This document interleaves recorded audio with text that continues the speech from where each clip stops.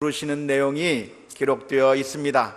예수님께서는 예수님의 제자들을 부르시는 가운데 많은 사람들을 예수님의 제자로 부르셨는데, 특별히 오늘 본문의 말씀을 통해서 우리가 주목해 보는 한 사람이 있는데, 이 사람은 레위라고 하는 사람입니다.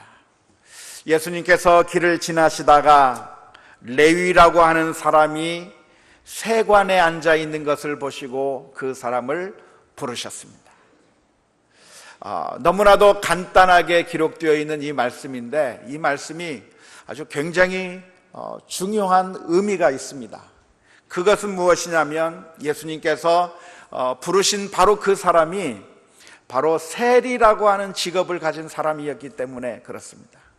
세리가 누굽니까? 오늘날로 말하면 세금을 징수하는 그런 세무서 직원이라고 말할 수 있겠는데요, 오늘날의 세무서 직원이라고 한다면 큰 문제가 없을 겁니다.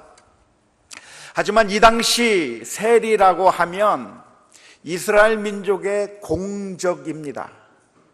이스라엘 사람들이 가장 미워하고, 이스라엘 사람들이 손가락질하고, 이스라엘 사람들이 저 사람에 대해서는 저주를 하고, 저 사람은 하늘나라를 들어가지 못할 것이요, 저 사람은 저 지옥의 아랫목에나 들어갈 수 있는 사람이라고 생각했던 사람이 있다고 한다면 바로 세리라고 말할 수 있습니다. 세리는 당시에 창기들과 마찬가지로 취급을 당했습니다. 정말 더럽고 정말 상종하기도 싫고, 저 사람은 천국에 올 수 없다고 생각하는 사람이 누구냐면 바로 세리라고 말할 수 있습니다. 그런데 놀라운 것은 예수님께서 길을 지나시다가 세리가 앉아있는 모습을 보시고 그를 부르셨습니다. 이것이 아주 놀라운 것인데, 이 예수님께서 세리를 부르시는 이 장면을 통해서 우리가 얻을 수 있는 교훈이 있다고 한다면, 예수님께서 부르지 못하고 예수님께서 품어주지 못할 사람은 이 세상에 단 한 사람도 없다고 하는 사실을 오늘 본문의 말씀에서 말씀해주고 있는 것입니다. 주님께서는 아무리 약한 사람이라고 할지라도, 주님께서는 아무리 더러운 사람이고 아무리 과거가 나쁜 사람이라고 할지라도 주님께서는 다 용서해 주시고 다 영접해 주신다고 하는 이 사실을 기억할 수 있기를 주님의 이름으로 축원합니다. 만일 혹시 이 자리에 앉아있는 분들 가운데서 나 같은 사람은 하나님의 은혜를 받을 만한 자격이 없다 생각하고, 나 같은 사람 누가 봐주기나 할까, 하나님께서 나 같은 사람의 기도를 들어주시기나 할까, 나는 별 볼 일 없는 사람이라고 생각하는 분이 있다고 한다면, 오늘 이 말씀을 통해서 우리들에게 주시는 그 놀라운 은혜를 체험할 수 있기를 주님의 이름으로 축원합니다. 하나님께서는 영접하지 않고 품어주지 않을 사람이 단 한 사람도 없다고 하는 이 놀라운 은혜의 말씀 가운데 우리가 주님 앞에 나아갈 수 있기를 주님의 이름으로 축원합니다. 예수님께서 그 레위를 부르셨을 때 그 레위가 보였던 반응이 28절 말씀에 기록되어 있습니다. 28절 말씀을 보니까 이렇게 기록합니다. 그가 모든 것을 버리고 일어나 따르니라. 지금 이 과정을 정확하게 아주 세밀하게 묘사하지 않고 아주 간단하게 오늘 본문의 말씀 가운데서 기록해 놓았습니다. 예수님께서는 부르셨는데 그 부르시는 예수님의 음성을 듣고 레위가 일어나 모든 것을 버려두고 예수님을 따랐다라고 간단하게 기록하고 있지만, 이 사실은 우리들에게 아주 중요한 의미를 또한 전달해주고 있습니다. 세리는 어떻게 했는가? 예수님께서 자신을 불러주실 때 모든 것을 버렸다 그랬습니다. 모든 것을 버렸다고 하는 말은 무엇입니까?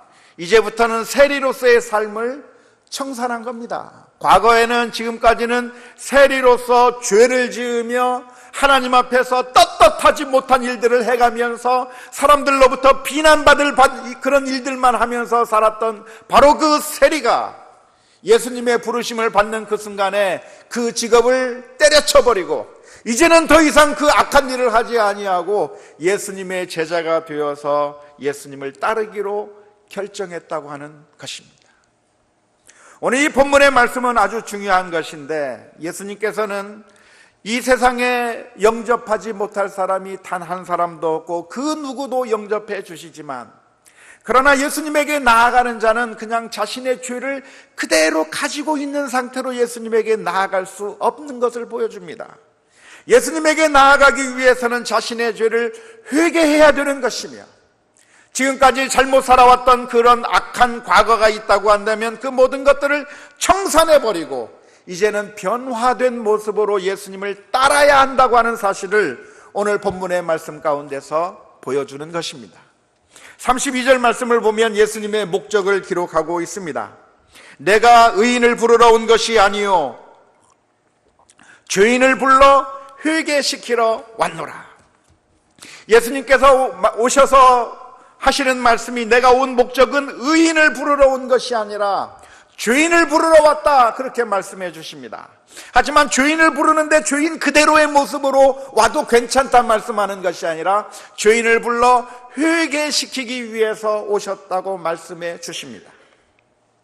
예수님의 이 말씀은 우리가 가지고 있는 커다란 오해 두 가지를 교정해 주고 있습니다. 우리는 극단적으로 두 가지 잘못된 생각을 하면서 살게 되는데요, 첫 번째 잘못된 오해가 무엇이냐면, 어떤 죄는 너무나도 크기 때문에 하나님께서 결코 용서하지 않을 것이라고 하는 오해입니다. 그냥 조그마한 죄, 그냥 사소한 죄들이야 하나님께서 용서해 주시겠지만, 정말 어마어마하게 큰 죄에 대해서는 하나님께서 결코 용서해 주지 않을 거라고 하는 그런 잘못된 생각을 교정해 주시는 말씀이죠. 하나님은 의인을 부르러 온 것이 아니라 무슨 죄를 지었든지 간에 아무리 악한 사람이라고 할지라도 그 죄인을 부르러 오셨다고 하는 이 말씀 가운데서 하나님께서 받아주지 아니할 사람은 아무도 없다고 하는 사실을 분명하게 기억할 수 있기를 주님의 이름으로 축원합니다. 또 한 가지 잘못된 오해가 있는데요, 그것은 무엇이냐면 정반대의 생각입니다. 주님께서 어떤 죄든지 용서해 주시기 때문에 그러므로 우리는 무슨 죄를 지어도 괜찮겠다, 무슨 죄를 지어도 무방하다고 생각하는 그런 생각이 또한 잘못된 생각입니다. 예수님이 의인을 부르러 온 것이 아니라 죄인을 부르러 온 것이기 때문에 내가 이런 죄를 지어도 괜찮은 것이요, 내가 이런 악한 일을 행한다고 해서 무슨 문제가 되느냐고 뻔뻔하게 말하면 안 된다고 하는 말씀입니다. 예수님께서는 죄인을 부르러 오셨지만 그 죄인이 그대로 죄 가운데 살아가는 것을 원하시지 않고 그 죄 가운데서 돌이켜 이제는 하나님의 자녀로 살아가기를 원하시는 것이 주님께서 이 세상에 오신 목적이라고 하는 사실을 기억해야 하는 것입니다. 오늘 본문의 말씀을 보면 세리를 부르시는 예수님을 보고서 바리새인들이 시비를 걸기 시작했습니다. 바리새인들은 말을 합니다. 예수님, 어찌해서 예수님은 저 악한 세리들과 함께 하십니까? 왜 저 악한 세리들과 함께 먹고 마시는 것입니까? 예수님에 대해서 시비를 걸기 시작했습니다. 바리새인들이 이렇게 시비를 건 이유가 무엇인가요? 바리새인들의 생각은 첫 번째 잘못된 생각에 기초하고 있었기 때문에 그렇습니다. 자신들은 거룩한 사람들이기 때문에 하나님께서 받아주실 것이지만 세리와 같은 사람은 하나님께서 받아주면 안 된다고 생각하는 것이죠.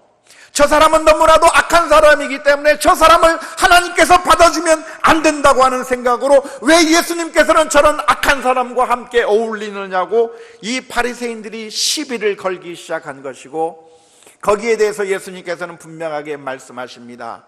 내가 온 것은 건강한 사람을 위해서 온 것이 아니고, 내가 온 사람은 의로운 사람을 위해서 온 것이 아니라 죄짓고 하나님 앞에서 병든 자들을 고치기 위해서 내가 온 것이라고 예수님께서 말씀해 주셨습니다. 계속해서 바리새인들은 예수님에게 대해서 또 이렇게 시비를 걸었습니다. 예수님, 우리들은 금식을 많이 하고 요한의 제자들도 금식을 많이 하는데 왜 예수님의 제자들은 금식을 하지 않는 겁니까? 예수님의 제자들은 금식을 별로 하지 않았던 것 같습니다. 반면에 요한의 제자들과 바리새인들은 금식을 아주 열심히 했습니다. 우리가 잘 아는 것처럼 바리새인들은 일주일에 2번씩 금식을 했습니다.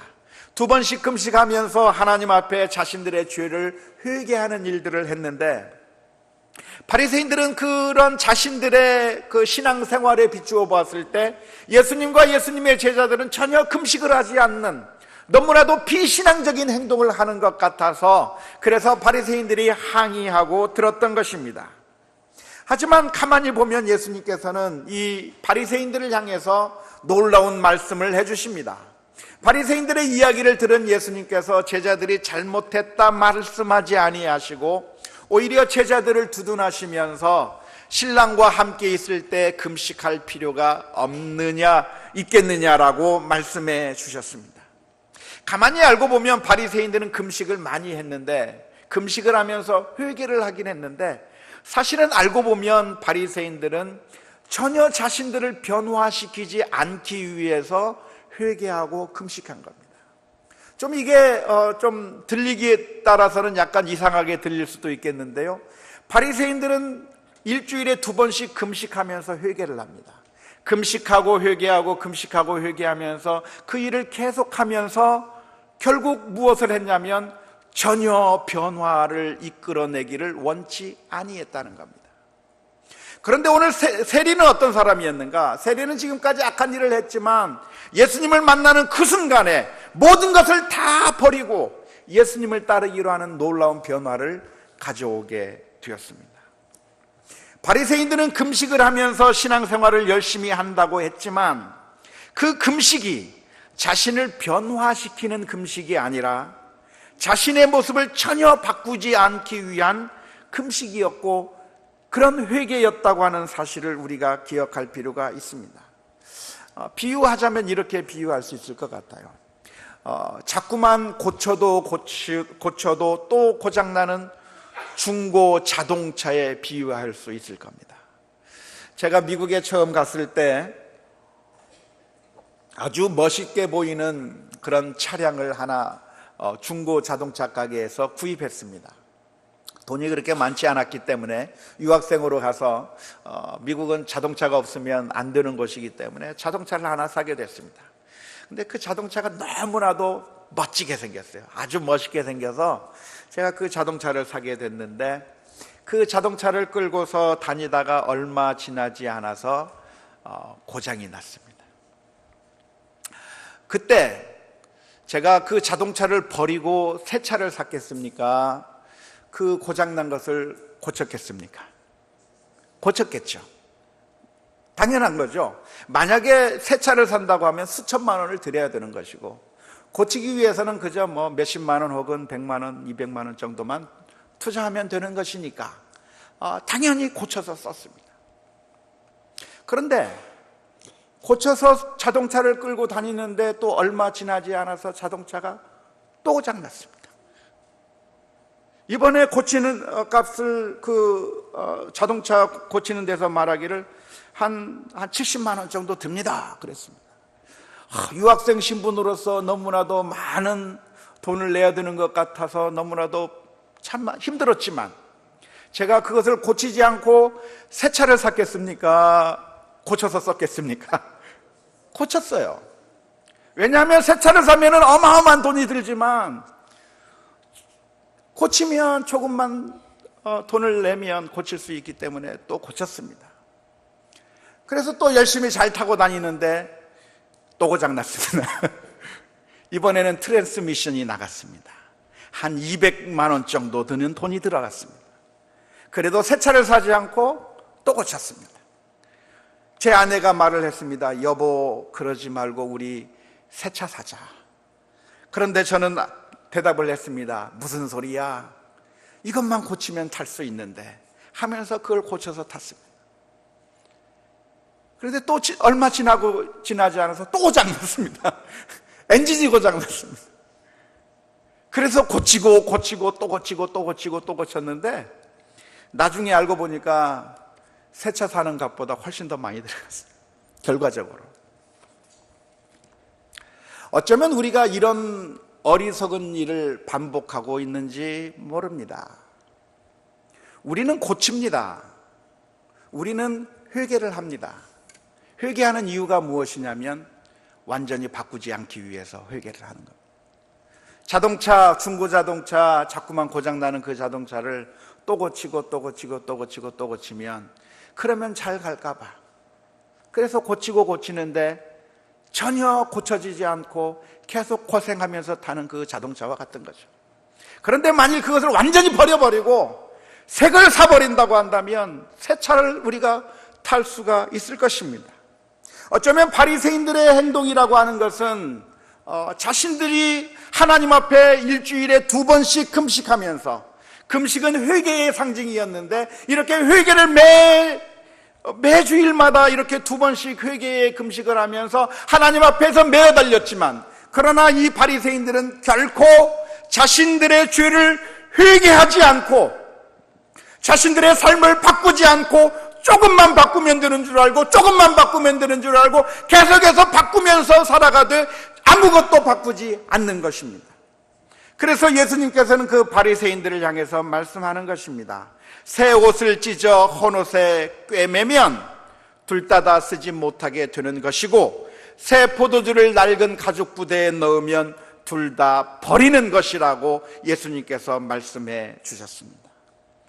이와 반해서 세리는 어떤 결정을 내렸습니까? 세리는 지금까지 악한 죄를 저지르면서 살았지만 예수님께서 자신에게 다가와 너는 나를 따르라 말씀할 때 세리는 그 순간에 자신의 모든 것들을 다 내어버리고 완전히 자신의 삶을 바꾸어 버리고 주님을 따르기로 결단하는 그런 놀라운 결단이 있었다고 하는 사실을 우리들이 바라볼 수가 있습니다.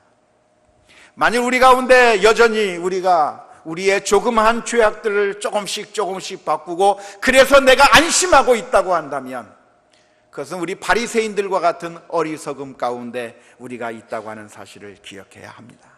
하나님 앞에 전적으로 나아가 내 자신을 맡기고 하나님께서 내 삶을 완전히 변화시키기를 위해서 기도하며 나아간 우리 모두가 다 될 수 있기를 주님의 이름으로 축원합니다. 그런데 오늘 주님께서는 그 사람들을 향해서 이렇게 말씀해 주셨습니다. 34절의 말씀입니다.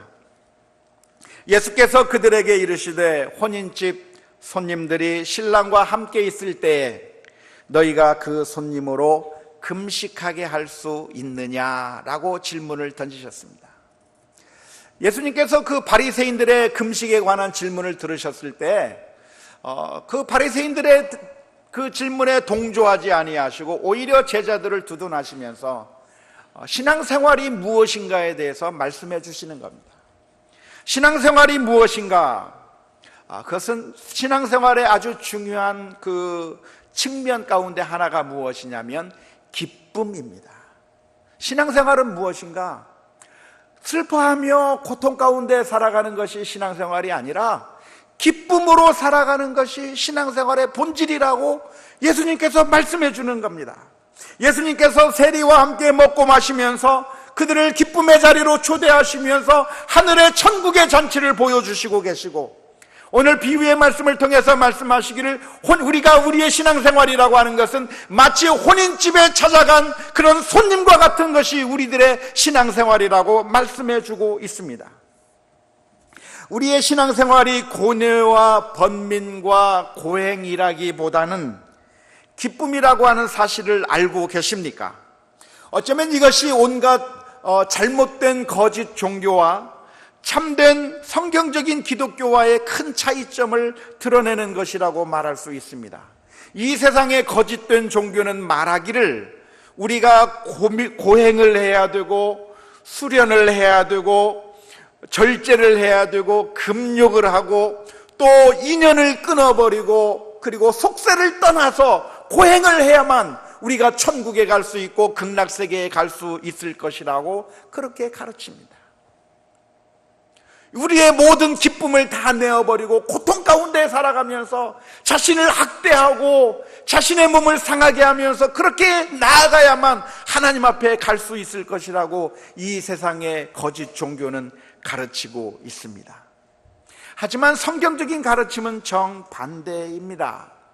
오해하지 마시기 바랍니다. 그러니까 쾌락주의가 맞다고 말씀드리는 것이 아니고 흥청망청 먹고 놀고 그렇게 살아가는 것이 옳다고 말씀드리는 것이 아닙니다.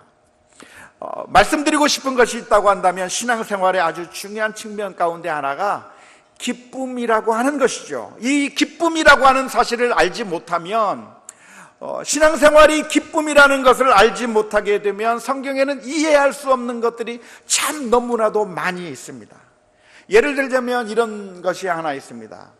예수님께서 십자가 위에 달리셨을 때 예수님의 좌우편에 두 사람의 강도가 같이 십자가에 못 박혔습니다. 그런데 그 강도 가운데 한 사람은 예수님에게 나와서 예수님에게 이렇게 말을 했습니다. 예수님께서 저 천국에 가실 때 나를 기억해 주십시오라고 이야기를 했습니다. 그때 예수님께서 놀라운 대답을 해주십니다. 예수님께서 그 강도를 향해서 책망한 것이 아닙니다. 이 나쁜 사람아, 네가 지금까지 그렇게 악한 일을 행하고 나쁜 짓을 해놓고 어디 감히 천국에 가겠다고 천국에서 너를 기억해 달라고 말하는 것이냐? 네가 행한 꼴을 보라, 그렇게 책망한 것이 아니라 예수님께서는 이렇게 대답해 주셨습니다. 누가복음 23장 43절의 말씀에 예수께서 이르시되 내가 진실로 내게 이르노니 오늘 내가 나와 함께 낙원에 있으리라 하시니라. 여러분들은 이 말씀을 이해할 수 있겠습니까? 지금까지 평생토록 악한 일을 했던 사람이 죽기 직전에 단 몇 시간 남겨놓고 목숨이 끊어지기 그 직전에 예수님에게 나와서 고백했는데 예수님께서 그를 받아주시고 천국 백성으로 삼아주셨다고 하는 것을 여러분들은 이해할 수가 있겠습니까?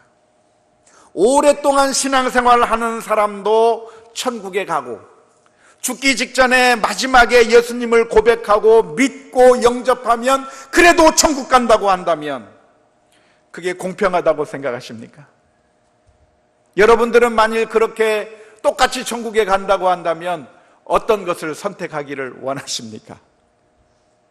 제가 만난 많은 사람들 가운데는 이렇게 대답하는 사람들이 있었습니다. 지금은 예수 안 믿을래요. 지금은 마음껏 펑펑 놀다가 죽기 직전에 그때 예수 믿고 그때 천국 갈랍니다.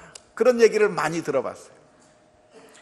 여러분들은 언제 예수 믿고 싶습니까?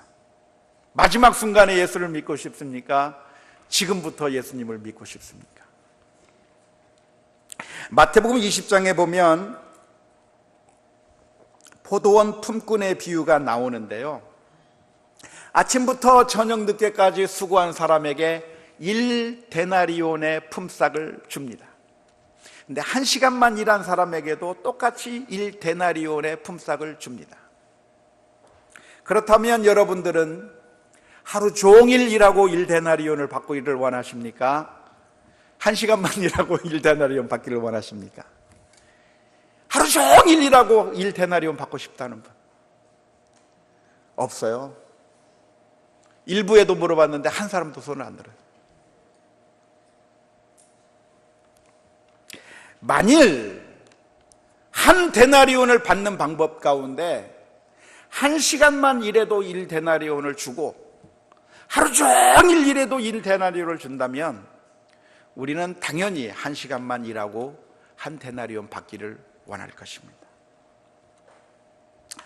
그래서 이 문제를 해결하기 위해서 어떤 목사님들은 무슨 얘기를 하냐면 구원과 상급이 다르다고 가르치고 있고, 그래서 구원은 우리가 예수님의 은혜로 구원받는 것이지만 천국의 상급은 이 세상에서 우리가 어떻게 살았느냐에 따라 상급이 달라질 수 있다고 가르칩니다.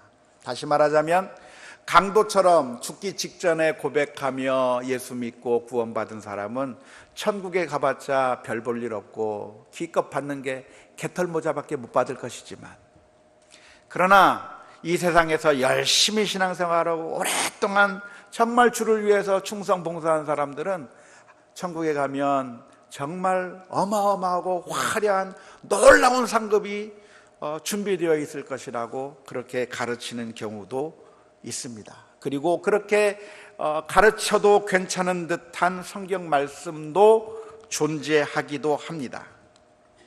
하지만 이것은 신앙생활을 잘못 이해한 데서 오는 오해라고 말씀드릴 수 있습니다. 신앙생활은 고행이라고 생각하면 신앙생활이 너무나도 힘든 것이고 고행이고 그냥 안 하면 좋지만 천국 가기 위해서 억지로 하는 것이라고 생각하면 이런 생각들이 많이 들게 마련입니다. 하지만 신앙생활은 고행이 아니라 기쁨이고 즐거움이라고 하는 사실을 오늘 이 시간에 기억할 수 있기를 바랍니다.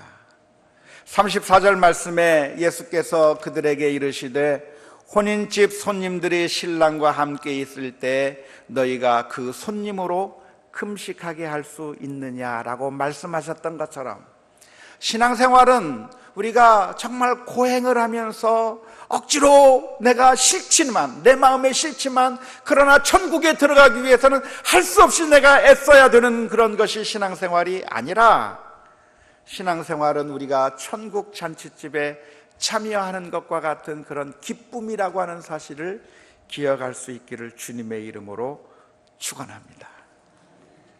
저는 그래서 신앙생활을 무엇에 비유하고 싶냐면 포도원 품꾼처럼 이렇게 우리가 열심히 수고해서 무엇인가를 얻어내는 그런 것에 우리가 비유하기보다는 물론 그렇게 측면으로 이해할 수도 있겠지만 사랑과 연애 그리고 결혼에 비유할 수 있을 것입니다.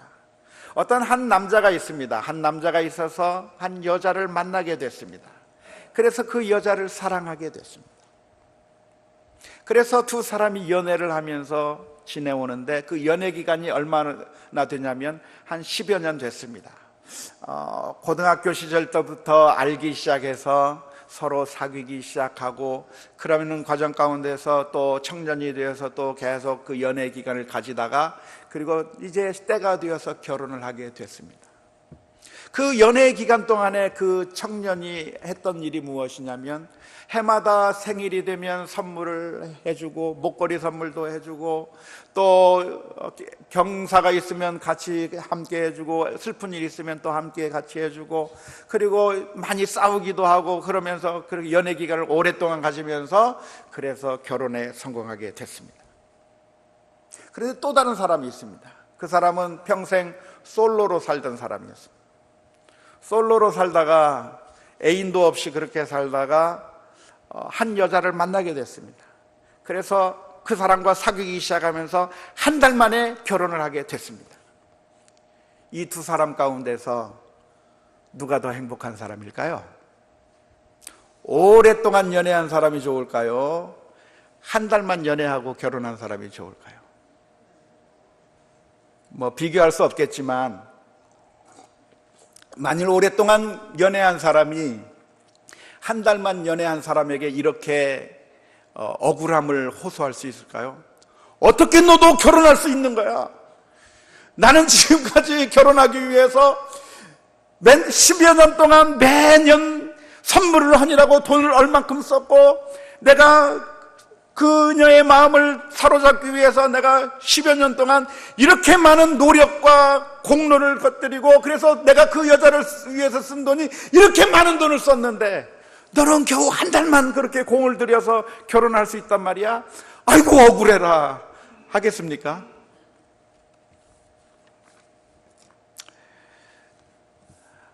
지금 오늘 우리가 신앙생활을 하는 기간은 수고하고 애써서 천국의 상급을 받아내는 기간이 아니라 지금 이 순간은 우리가 하나님과 함께 연애하는 기간입니다. 하나님의 그 사랑을 받으면서 기쁨 가운데서 살아가는 기간입니다. 그래서 우리 신앙생활이 그 기쁨이라고 하는 사실을 이해하지 못하면 그러면 이 하나님의 말씀을 제대로 잘 이해하지 못하게 될 것입니다. 제가 아는 어떤 한 분은 40살 때 예수님을 믿었습니다. 여기 어느 한 대학 교수님이신데요, 텔레비전을 틀면 고기 전도사라고 잘 알려져 있는 주선태 교수라고 하는 분입니다. 고기가 얼마나 좋은지에 대해서 자꾸 설명하시는 그런 분인데요, 그분이 평생 불신자로 살아가다가 미국에 와서 40세가 되던 해에 처음으로 교회에 발을 들여놓기 시작했고, 그래서 그때 예수님을 처음 믿게 됐습니다. 처음 예수 믿은 그분이 썼던 글이 모아져서 책으로 나왔는데요, 아름다운 시작이라고 하는 책으로 나왔는데, 그 책에서 그분이 했던 고백이 있습니다. 그 고백이 무엇이냐면, 하나님, 왜 나는 이렇게 늦게서야 예수님 믿게 만들었습니까? 억울합니다. 이렇게 예수님 믿는 게 좋은 걸, 나도 모태신앙인들처럼 어려서부터 예수 믿었으면 좋았을 텐데 나는 왜 40년을 허송세월하고 이제서야 예수님을 알게 됐습니까? 하나님 물려주세요. 내 인생 물려주세요. 나도 어렸을 때부터 하나님을 알고 어렸을 때부터 주님과 동행하는 기쁨을 알고 그래서 함께 살아갈 수 있는 기쁨을 살았으면 좋았을 텐데 40년 동안 그냥 방황하며 살다가 이제서야 예수님 믿게 됐다니 너무나도 억울합니다. 그렇게 고백하는 모습을 본 적이 있습니다. 사랑하는 성도 여러분, 오늘 우리들의 신앙생활이 어떠한 신앙생활인지 한번 점검해 보았으면 좋겠습니다. 우리의 신앙이 하나님을 사랑하는 마음 때문에 하나님을 기뻐하며 감사하며 헌신하고 있는 것인지, 아니면 내가 억지로 하기 싫지만 천국에 가기 위해서 억지로 교회 나오고, 하기 싫지만 억지로 하나님 앞에 헌금하고, 하기 싫지만 억지로 내가 이 모든 일을 하고 있는 것인지, 아니면 하나님께서 나를 사랑해 주시는 그 사랑이 너무나도 고마워서 주님을 사랑하는 마음으로 하나님 앞에 예배하고 경배하고 헌신하고 있는 것인지, 오늘 우리들의 모습들을 살펴보는 이 시간이 될 수 있기를 주님의 이름으로 축원합니다. 오늘날 많은 사람들은 질문을 던집니다. 왜 우리가 헌신해야 됩니까? 왜 우리가 헌금을 해야 합니까? 왜 우리가 착한 일을 해야 합니까? 그렇게 질문을 던지면서, 그러면서 부정적인 대답을 하는 경우들을 많이 보게 됩니다. 그런 부정적인 대답을 많이 하는 이유가 무엇이냐면, 모두가 다 신앙생활을 하나의 율법의 종교로 바라보고 있기 때문에 그렇습니다. 왜 내가 굳이 예배를 드려야 되는 거야? 왜 내가 굳이 하나님 앞에 헌신해야 되는 거야? 왜 굳이 내가 헌금도 해야 되는 거야? 라고 질문을 던지면 거기에 굳이 그렇게 할 필요 없다고 하는 결론만 나올 거예요. 예수님께서 구원해 주셨는데 우리의 헌신과 우리의 헌금과 우리의 그 모든 것들이 우리의 구원과 아무런 관계없이 하나님께서 나에게 은혜를 베풀어 주셨기 때문에 내가 구원을 위해서 더 이상 내가 할 것은 없을 것입니다.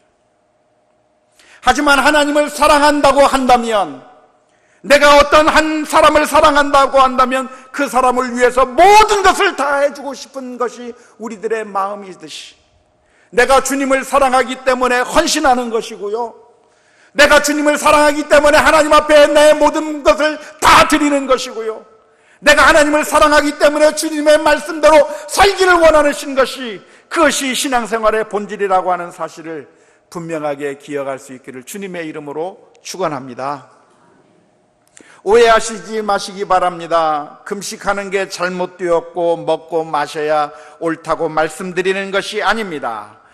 오해하지 마시기 바랍니다. 금식할 수도 있습니다. 하지만 우리의 신앙생활이 하나님 앞에 온전히 헌신하고 사랑하는 마음으로 하나님 앞에 나아가지 않은 채 그저 바리새인들의 마음처럼 내가 이것을 조금 더 하면 하나님께서 나를 기뻐하실까, 그렇게 생각하고 있다고 한다면 우리가 잘못 신앙생활하고 있는 것일 것입니다.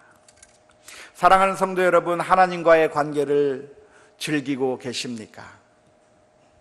하나님께서 우리를 사랑해 주신 것이 너무나도 기뻐서 하나님 앞에 나오는 것이 얼마나 기쁜지 여러분들 그런 마음으로 하나님 앞에 나오고 계십니까? 그런데 기억하십니까? 하나님께서는 우리를 위해서라면 그 모든 것들을 아무것도 아끼지 않고 사랑하시고 다 내어주셨다고 하는 사실을 기억하십니까? 제가 이번에 미국에 갔는데 우리 둘째 딸아이를 보니까 참 보면 더 걱정이 더 많이 돼요. 안 보고 오면 오히려 그냥 마음이 편할 텐데 가서 보고 오니까 더 마음이 더 아프고 그렇습니다. 지금 그 아이가 교통사고를 낸 게 벌써 한 서너 건 되는데 최근에도 한 달 전에 교통사고를 아주 크게 하나 냈는데 이번에 가서 보니까 한 달 전에 냈던 그 교통사고 처리가 아무것도 안 된 거예요. 자동차가 토잉돼서 끌려갔는데 그냥 그 창고에 그냥 그대로 박혀져 있고 렌트카 끌고 다니고 있는, 창고에 있는 그 차량 그 스토리지 그 피만 해도 지금 수천 불이 나오고 지금 모든 게 엉망으로 돼 있어요. 근데 렌터카를 봤더니 렌터카 끌고 다니는 그 렌터카 앞에가 범퍼가 또 망가져 있어요. 깨졌어요. 그래서 도대체 이게 어떻게 된 거냐 했더니 차가 몇 대 없어서 이것밖에 없어서 회사에서 이걸 그냥 나한테 빌려줬다는 거예요. 내 상식으로는 절대 그럴 일이 없는데 지가 또 사고 낸 것 같은데. 그래서 제가 우리 딸아이를 앉혀놓고 이야기를 했어요. 얘야, 너 이거 아니? 네가 무슨 짓을 해도 아빠하고 엄마는 너를 사랑한단다. 네가 만일 실수로 사람을 죽였다고 해도 너를 사랑하고 너를 위해서 너에게 가장 좋은 편이 되어줄 사람은 엄마하고 아빠밖에 없단다. 그러니까 걱정하지 말고 만일 사고 났다면 사고 난 거 그냥 나한테 얘기하고, 그리고 다 처리 네가 다 사고 낸 건 내가 다 해줄게. 몇천 불이 들고 몇만 불이 들어가도 괜찮아. 내가 다 해줄 테니까 걱정하지 마. 그러고 왔어요. 그런데 사랑하는 성도 여러분, 아십니까? 하나님께서 우리를 보시는 것이 바로 그거예요. 하나님이 억지로 우리를 사랑하시는 것이 아니고요, 하나님이 우리를 자녀처럼 사랑하고 계시는 거예요. 우리가 죄악 가운데 잘못된 길로 가고 또 실수하고 또 하나님 앞에서 잘못 살아도 하나님께서 우리를 사랑하시고 우리를 영접하시기 위해서 하나님께서 아끼는 것이 아무것도 없으셨고, 아무것도 없으셨기 때문에 그 아들을 십자가에 내어주시기까지, 예수님을 십자가에 못 박으시면서까지 우리를 구원해 주시고자 하셨던 것이 하나님의 사랑인 줄 믿으시기를 주님의 이름으로 축원합니다. 하나님 앞에 나아가는 것은 하나님 앞에 내가 무엇인가를 해서, 하기 싫지만 해서 하나님 앞에 나아가는 것이 아니라 하나님께서 우리를 사랑해 주셨기 때문에 그 놀라운 사랑의 은혜 속으로 들어가는 것이 신앙생활이요, 그 하나님의 사랑을 누리고 기쁨으로 받아들이는 것이 사랑이라고 하는 사실을 기억하면서 담대하게 믿음으로 살아간 우리 모두가 다 될 수 있기를 주님의 이름으로 축원합니다. 우리 함께 같이 찬양했으면 좋겠습니다. 아버지 사랑